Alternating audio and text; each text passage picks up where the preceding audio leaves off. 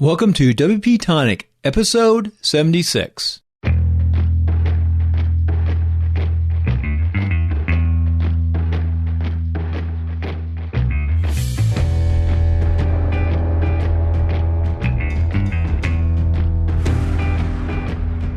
WP-Tonic is all about working with developers and programmers, but the real art is in what Heather does, and that's putting together that whole team and understanding that platform to make your business run. So this is a very good show, and Heather is just a great example to follow, from the design and look of her websites to how she's running her business. So without further ado, let's get right into this episode with Heather Havenwood. And Jonathan Denwood is the primary producer of WP-Tonic. I am the co-host and also the engineer. So you'll be listening mostly to Jonathan and Heather. So enjoy the show, and blabbed on enough.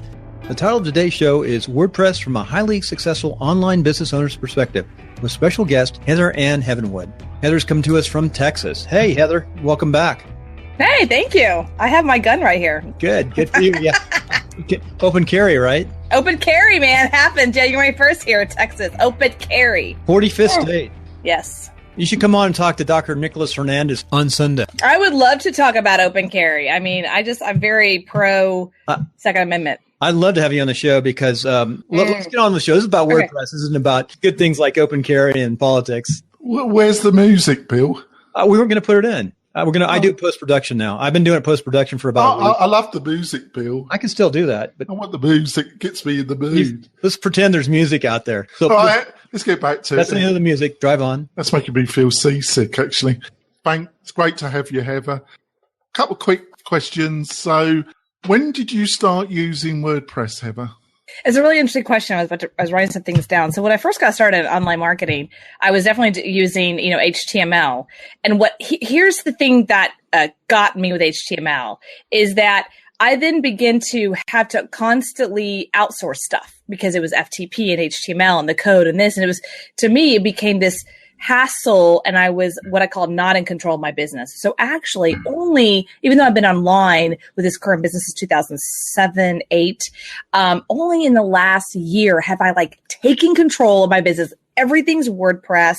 Everything has security. There is some structure to it, because honestly, what happened is I was at a point where I felt like I was blind. And if you're in a business where you can't look inside your business, it's not good. So I actually started making sure that any developer came to me and said, well, we should do HTML. I'm like, no, we're doing it in WordPress. We're doing these certain different things. You got to work with that. So really heavily controlling it in the last year and a half. I love WordPress. Oh, great. So did you not look at any other kind of content management systems? It was a few were given to me like Genius, but that's really still inside of WordPress. Not really. I mean, really, it was WordPress, because every person I talked to that had a very successful business in online marketing, they're like, you got to use WordPress. This is the way to go. And I'm more interested in having WordPress themes than things where I'm not a big proponent of lead pages. I'm sorry, because it's that ongoing monthly fee forever. And I've learned that once you create a funnel once online, I have funnels out there that I created 4 or 5 years ago that may or may not be making money, but they're still out there. Why would I be paying an average? It's like rent. It's like rent. It's like, why do I pay you every single month when I got paid one time to get over with? Rent. Did you want to say something, Bill? No, I like that. I have a friend right now I talked to. In fact, the guy who invited me to speak, he is a big proponent. He said almost exactly what you said, or has used that practice. He's got pages up that have been up for years, and some of them go into Aweber in different places, but he collects 3 or 4 names a day. Right. Yeah, I agree with that. I think Thrive Themes is, where I go into in my funnel, and Optimize Press. Those are the 2 kind of go-to things I go to nowadays on WordPress. Yeah, Thrive Shane, we interviewed him. He's a really sharp CEO, great guy, a Swiss actually, but he lives in Bulgaria actually. Oh, nice. Yes, he's gone to the dark side. There we go. So what's so you go into the back of the websites and you update, and how's that experience been like? Did you find it easy to learn, or what's some of the positives, and have there been any kind of negatives that you like to point out? Yeah. So the first thing I would say is about a year and a half ago, like I said, when I started taking control of everything and moving to WordPress and the consistency. And here's a few things I learned. I want to kind of point this out is that I'm here in Austin, Texas, and there's a company here. You've heard of it, probably digital marketer, Ryan Dice and Perry Belcher. And someone said to me, because they literally are down the street from me, I kind of point because they're actually about a mile from my house, is they said, well, they're consistent. They have like a consistent thing that they always do. They have like literally like when they build a site, and they have a lot of sites, they have certain themes that they use. It's over and over again. You create a pie. You know what I mean? You're creating the pie over and over and over. And I'm like, wow, I'm not doing that in my business. I'm making a brand new thing over and over again, like a brand new builder. And it's ridiculous. And if you're going to have a systematic business and you want to put up a site and get going or a funnel right away, which is what this business is about, the more funnels you create, the more leads you create, the more money you make.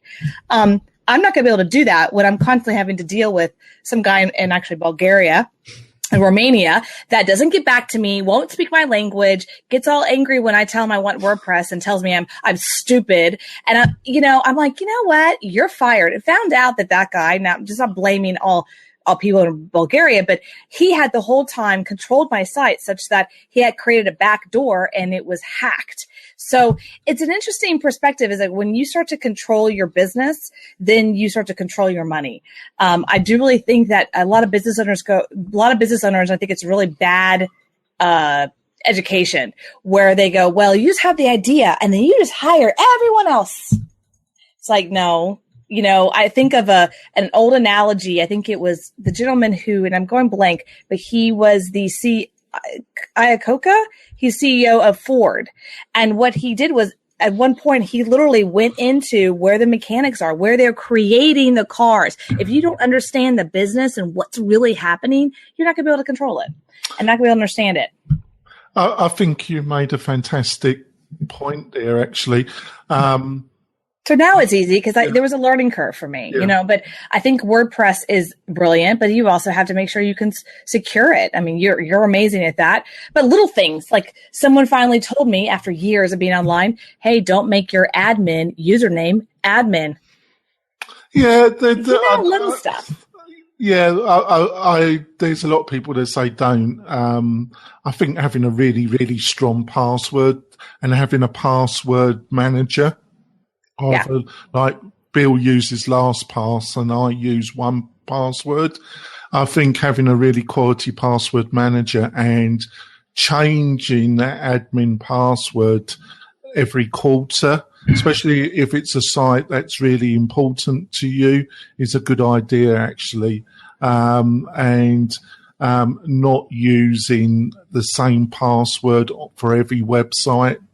I changed the username. I don't use admin. It's really a long, crazy username as well, because as you know, there's dialers, it's kind of like, I call them dialers, like admin. They just kind of dial a different password.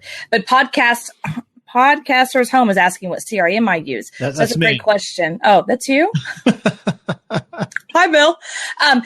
What CRM you use? And that's a great question. I actually am a huge component of Aweber. Actually, I love Aweber, but I'm also moving into my own server. That's a whole nother world that I'm kind of moving into. I actually have it's a great service, but it's more email marketing. I think what Bill's are you using a specific customer relations system? A bit like there's a number of them. The biggest is Salesforce.com, and then there's a number. Infusionsoft. Well, yeah, I have Infusionsoft. I do, but I mean, honestly, with the kind of email marketing that I'm using, I use a Pro Tools along with Aweber, so you get the relationship advice. You get the relationship side. We'll be able to. They click here, they get into new lists and stuff like that. I do think that you still get that with Aweber. Now, the CRM quote unquote part of Infusionsoft, where you have like tags and you can actually say, well, this customer you're talking to. I do have it, but honestly. I think it's a little too complicated for what you're really trying to do. It's good old fashioned. I'm in Sales 101 back in the day, and I think it's a good old fashioned CRM. There's a free one, I think, by Zoho that's amazing. It's like simple. I don't think you need complicated on CRM. Salesforce is ridiculous. I think it's ridiculous. Well, it is. Yeah, I can't stand the thing really. But I can't stand Salesforce. I really can't. So I think you made a good point, and I want to broaden that out a little bit. You said, I think there's a middle road here, and I think you pointed out something really interesting. You said, you had this developer, he developed everything, and you just didn't have the managerial control that was necessary to really manage your business and drive it forward. So where's that balance, Heather? Where have you found that balance? Because obviously I get the feeling you like your tech, but on the other hand, I don't think you've got any ambitions of becoming a professional developer. No. And you need to spend your time where you get the biggest return. Yes. But on the other hand, you need to know enough so you can supervise and control your business, which requires technology. So where have you got any tips or advice where you have found the middle ground? When do you make that judgment that you don't need to know anymore, or is it just a gut instinct and you just go by your gut, really? That's a great question. And actually, I'm not a techie. I'm not a web designer. I'm not a developer. I'm really a marketer. So this is a good perspective. And so when I started kind of what I mean by control is just understand it and be able to walk in. What I mean by walk in is walk into the actual room and see what's going on. And I look at the internet marketing as like the real estate market, okay, where you're a builder. Okay, you're either a builder or you're a realtor. You know what I mean? I consider myself more a realtor, where I'm selling the houses. I'm showing the houses. I don't know how to build a room. You know what I mean? So I'll hire that, but I have the key to go in and to say, okay, that window's all messed up. I can fix that. You know what I mean? There's a level of being able to go in, oh, I can fix that. I can change that word. I can change the link. There was a point in my business where if I wanted to change a link on a site, or a word, I had to literally pay somebody to go do it. That's insane.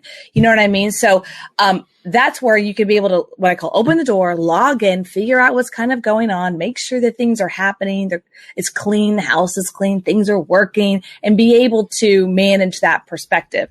I think that's the key piece. And with business today, you have to be able to do that in real time. I can't tell you how many times. One of the best things I use is, Uptime, where it tells me if my site's down for more than, actually, I think it's a minute. It texts me, it emails me. And there were times I didn't even know about that app. And there were times my site was down for a week or two. My developer wasn't watching. So now I'm in control. I get a text message. Hey, your site's down. Something's going on. Well, at least I can get in there and figure what's happening, or call somebody and make things happen versus just constantly blind. And I think WordPress and little tools like that, especially as a business owner, you need to have. Right. So what's been your experience in the road? I call it the road of experience knowledge. That's how I call it, the road to experience knowledge. How has that road been in hiring developers, designers to build your properties? And what have you learned from that experience, Heather? A few things. Number one is when you're hiring, just like a builder, right? Okay. If I'm the architect, I kind of have a visualization of the architecture of what I want. Okay. So, when I hire a builder or a developer or a designer, I want to make sure that they give me what I want, not what they always think. Now I want to get their input, but you have to be willing to go to them and go, this is what I want. And what was I doing was going to them going, what do you think? What do you think? I don't know. Versus being able to be the one going, hey, no, this is what I want. This is what I want you to develop. And this is the price point. And I've gotten, definitely screwed over many times by developers and people saying, no, this is what you need to do. And you need to do this, or I'm not going to do this project. And I'm like, oh, I'm sorry. I'm like, all right. Now I'll be like, see ya. You're done. So I nowadays I'm like, this is what I want, and I want your input, but it's my business. So that's a key piece. I also think that when a developer starts telling you and getting angry that you're questioning something, like, hey, explain this to me. What does this mean? Not questioning his work, but like, hey, what did you do here? Why did you do that? Explain that. When he starts getting angry, or he or she gets angry, it's the wrong person. It's the wrong person. They need to be able to explain to you, this is what I was doing, and understand why, and cool or whatever? Jonathan, Heather. That's great. That's great, Heather. So I think we're going to go to a break and then come back to this okay. area. Yeah, I was going to say, we'll go to the break with that nice, happy, angry developer story. I like it. Want to turn your WordPress website into an online speed machine? Go on over to WP-Tonic. They'll set up DigitalOcean websites hosting on solid state drives. And while you're there, don't forget to sign up for WP-Tonic's maintenance packages. WP-Tonic offers some of the very best WordPress maintenance packages on the market. So those who are serious about getting the very best platform for their WordPress sites, make sure you go on over to WP-Tonic.com. Well, we're coming off a break, and we want to know, how does the listener get a hold of Heather? And Heather, tell us your commercial. Come back off our break. Just want to announce that Heather has won the first annual Best Media page for WP-Tonic. Actually, it's a great page. We did it, and also you can go back if you want to hear Heather's timeline. Heather was on Timelines of Success, and I'll pull up that episode. I did put the link in here. I think it's like 149, episode 149. So anyway, Heather, that is a beautiful, beautiful site. Thank you. And later on in the show, after Jonathan talks to you, I want to talk a little bit about your theme. Sure. Yeah. So, you talked about, your experience, and you learned that you've got to direct the building and the actual design. Where have you found your developers and designers? And on reflection, has some of those choices where you found those been partly due to some of your badder experiences, or I'm just asking on your reflection based on your experience? Because I think you've got you're highly successful on the internet because you actually make decent money, don't you, Heather? But also you've got a number of properties, so you actually got some considerable experience of this. So that's why we thought you would be an excellent guest for this kind of perspective. Well, thank you for that. The question you had is, where do I find my developers? Actually, I really learned a long time ago that there's designers and developers, and they're very different. Yeah. I always start with the designer first, and I start really slow with them on the colors.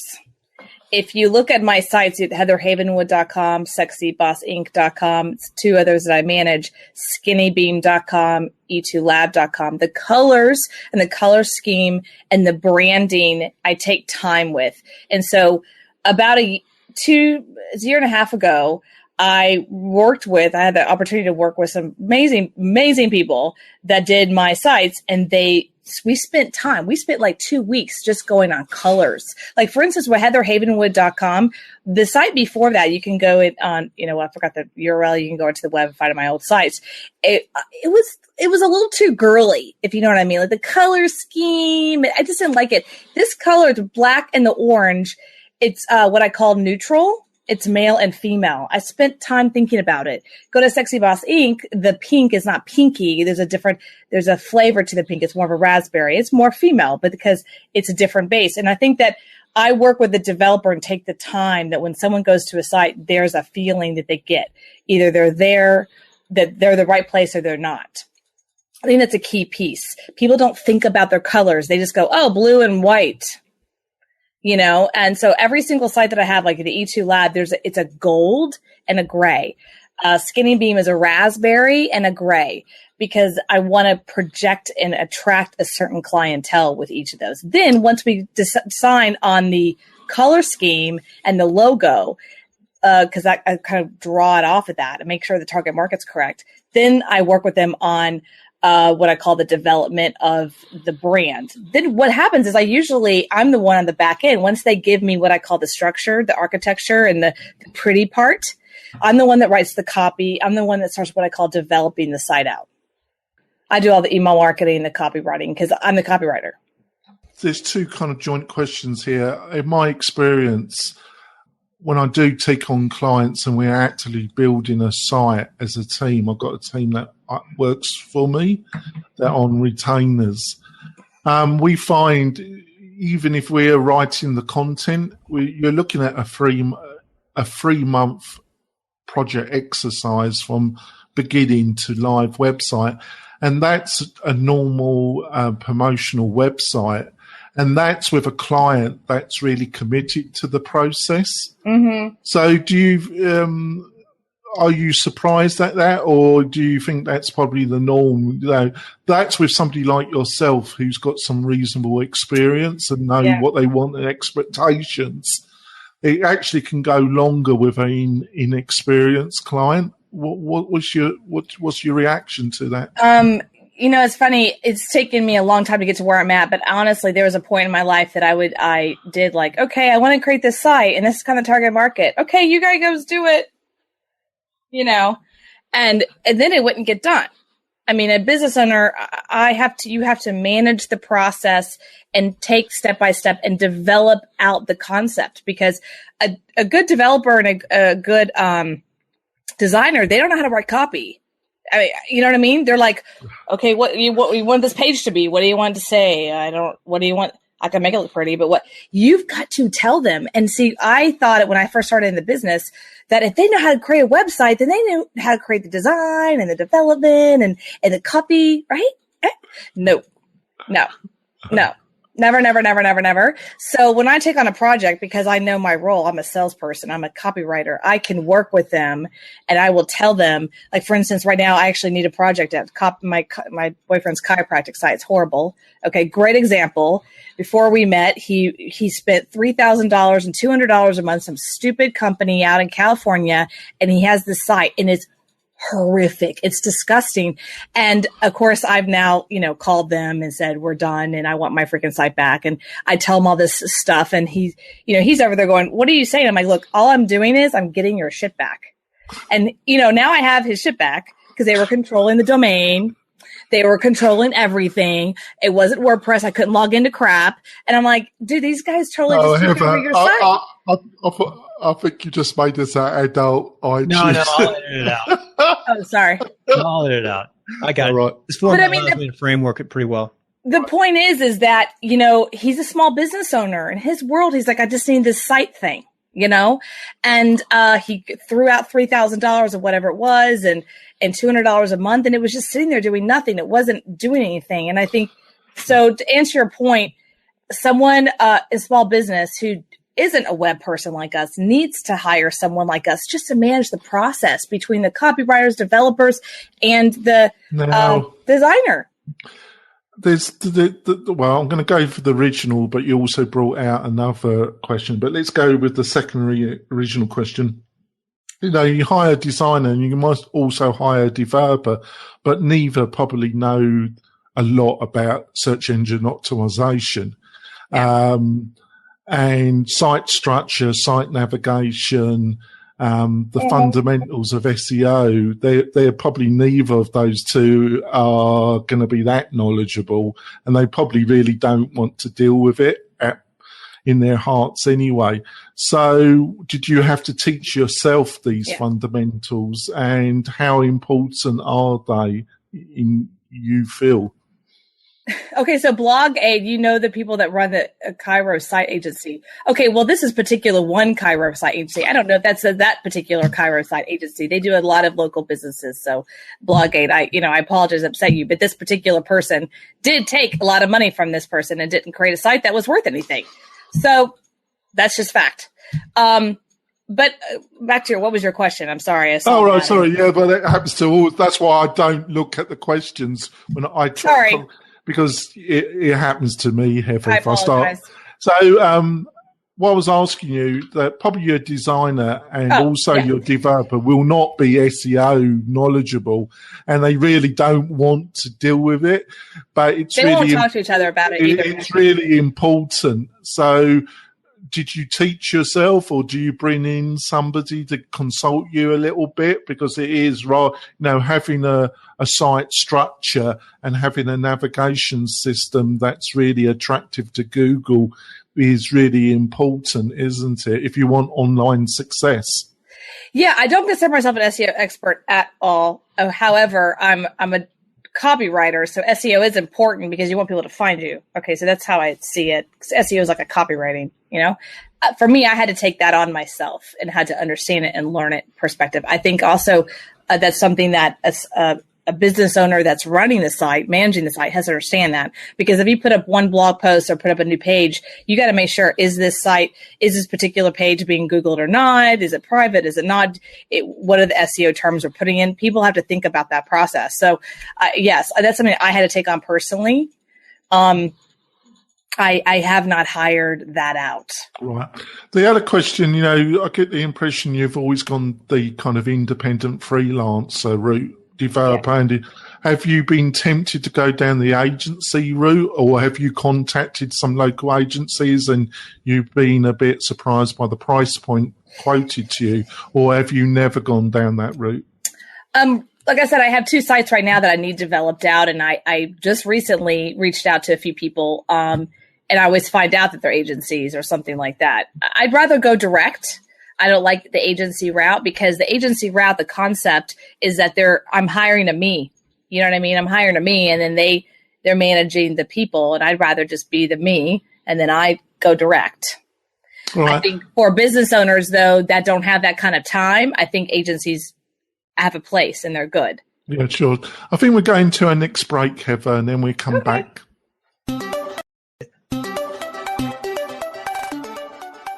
If you don't already have a real estate agent you know, like, and trust, let Conrad Pacific help you find a certified residential specialist, and the service is free. So, if you're moving across country or just across town, call 775-233-8065 or visit us at conradpacific.com. Also, if you're selling or buying a home in the greater Reno, Tahoe area, I know the best CRS real estate broker, and that's Karen Conrad. You can find her contact information at karenconrad.com. Okay. Hi, my name is Heather Havenwood, and I just went completely blank. So there you go. My name is Heather Havenwood, and I'm the owner of heatherhavenwood.com and sexybossinc.com. And I help business owners figure out how they can increase their revenue by taking the information that they know and selling that to the world and increasing their revenue and their bottom line, basically increase sales. So that is what I do for a living, information marketing expert. And that's me, heatherhavenwood.com. Very good. Well, Jonathan, finish up the show next 3 to 5 minutes. Yeah, we're just going to cover a couple of quick things. Are you into plugins at all, and are there any that you really like, or is it not really your bag, Heather? It's not really my bag. I'm looking right now on the back end of my site. And I mean, the things that I constantly am working with are things like, they're kind of boring, I think. Backup Buddy, Thrive Leads, Pretty Link. I love that. I use that actually a lot. And let's see, Gravity Forms? Gravity Forms, I don't know what that is. Oh, okay. Facebook Pixel, SEO, I use Yoast. Yeah. So maybe you can teach me something or two, because I don't know what that was.